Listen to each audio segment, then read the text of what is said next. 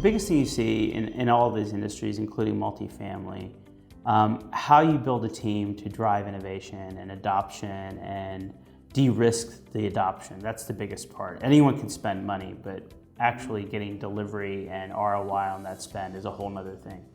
I think what's really key to have a brutal understanding about is all these industries attract the worst technologists.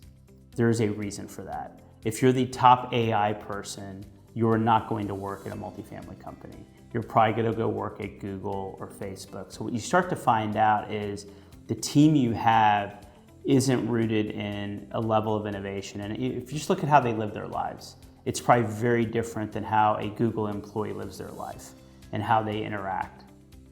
So I think it's so important. The culture shift is not that overnight you have to recruit someone from Google or Amazon. Like one, you won't be able to.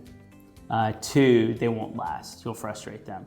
So really building a culture of, you have to not depend on your team to actually know what they're doing today. You have to invest in your team and help them understand what all this means. And I think there are some cultural shifts. I do these little surveys where I talk to people and ask them what phone they have and what smart home and what car do they drive. Because the level of innovation you have will come down to the people in your organization. If they're still walking around with a flip phone, they're not going to fit, right? So there's a super emotional excitement and enthusiasm around innovation and doing better that you have to really recruit for. And a lot of it has to do with how people live their lives versus what technology you have internally. And it's very, very hard because it's hard to attract that talent. If you found this clip useful, please remember to like and subscribe for more.